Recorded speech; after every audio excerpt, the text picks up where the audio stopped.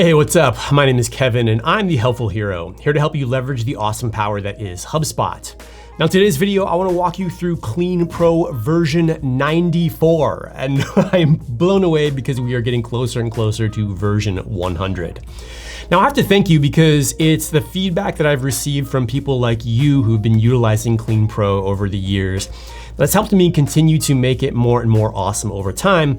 And that's exactly what we are going to look at in this update, as some of these improvements are based heavily on the feedback that I've received over the past 3 or 4 months. So let's go ahead and jump straight in, and I'll show you what's new. Before we do, I want to let you know that I have created a brand new Happy Center, which is going to include a lot more updated video tutorials. So if you are brand new to the Clean Pro series, I have my new initial setup videos here. There's more popular questions and all of the different articles which I have completely rewritten and updated. As you know, HubSpot is constantly changing, and so I'm doing my very best to keep up with it in terms of these tutorial videos so that you always have a great place to go when you have questions about the Clean Pro theme. One quick note, this whole Happy Center is actually built on HubDB. There's so much more you can do with it, and I'm actually considering productizing this as an add-on to the Clean Pro series. So if you are interested in learning more and or potentially even creating your own knowledge base for your product or service utilizing HubDB and Clean Pro, just jump over to the Happy Center. I'll leave a link in the description below, or you can of course find it on clean.pro. And yeah, sign up for the early waitlist to get more information. All right, I digress. Let's jump in and I'll show you what's new. So here we are in a quick demo page that I created. One of the most notable things that you're going to be able to see now here with the VersaCards module is a new layout. This was a request from a few people, and now you have this ability to create what's called an inline card, so that you can create a more minimalistic card that can either pop up a modal window, link to another site or page, and so on and so forth. I'll quickly show you what that looks like on the inside in just a moment. The next notable update is with the mega menu. Now you're gonna see we have this new card element within the mega menu that you can choose from for each column. It's also very popular to basically set an icon or an image next to some descriptive text. So now you have that capability. So let's go ahead and jump straight into the HubSpot CMS. I'll show you a couple things and then one more feature related to the global footer, which I've added. First and foremost, let's just take a look at the VersaCards module. So right under Start here, you're gonna notice that under the type of cards, I'm constantly adding new styles. That's the beauty of the VersaCards module, because it's like a, what is this, 1, 2, 3, 4, 5 modules in one, with all of the cool features that you already expect out of VersaCards.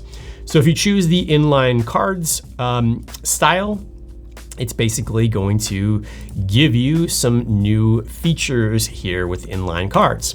Now, of course, you can go in, you can set the photo as you normally would, its size, and then the content that's gonna sit right next to the photo. Of course, if you want to add the filter options, you can do so just as you would any of the other cards. And then you also now have the option to link the card to pop up a modal, as well as the other standard options that you're used to with the VersaCards module. So definitely play with that. I've given you a ton of style settings where you can come in here, adjust things like the background color, the spacing around the actual card, the content, add borders, rounded corners, alignments, and all the goodies that you would expect. So feel free to play with that. Let me know if you have any feedback. I'm excited to use it. I hope you are too. Let's keep moving on. The next update is with the mega menu. Now, it's important for you to note that if you've already moved the global header module into any of your child themes, you're not going to have access to this feature, unfortunately, because you have a prior version inside of your child theme. If you don't, well, then you'll have access to this with this update, or if this is a brand new installation for you. So if we go over to the global header and go into the global header once again, right here under the mega menu options, we can go into any of these columns. And if we scroll all the way down, now you're gonna see a new little checkbox for you to be able to turn on or off the use of these icon and text blocks. That's what I'm calling them. So with this turned on, you can see you can easily add, rearrange all of these elements. Now, if we go into each of these, this is where you can add your image or your icon. Of course, you want to make sure that these are all sized correctly, just so it doesn't look goofy as you build out multiple versions of these cards in each of the columns. Here is where you can add the heading, the description, and then of course where you actually want the little card itself to link to. Now, I've given you a handful of styling options which are now available under the Styles tab.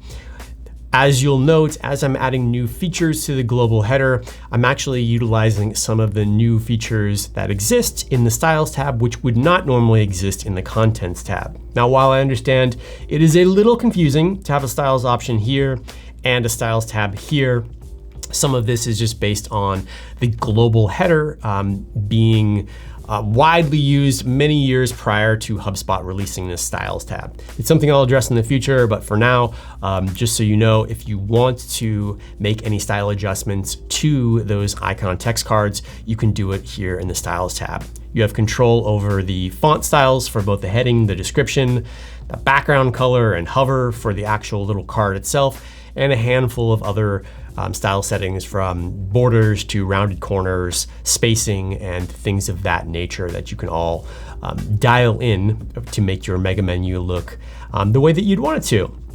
So that concludes the global header. Let's just back out of here. I'll show you one other quick thing that I've added to the global footer, which we can just scroll down here, open this bad boy up. And essentially, if we go into the global footer, now you have the option to choose how many columns you want and up to 5. Prior, you could only add up to 4 columns. And now I've given you the option to choose 5 columns. Of course, if you do, you can choose the column arrangement. Typically, if you're going to use 5, you'll want to use even columns. At least that's what I would suggest. And then everything else works as it normally would, where if you go into the global footer, you'll have access to that 5th column. And that really wraps up some of the new cool improvements that I've released in this version of the theme. There's a handful of other fixes and bug fixes that are going to be noted in the release notes, which I always highly recommend that you check out along with this video. If you have any questions, always feel free to reach out, drop a comment below, come find me via my contact form or drop me an email. I am more than happy to help and keep the requests and improvement ideas coming because they're always super helpful. With that, I'm out. Have a fantastic week and I'll see you in the next update video. Bye.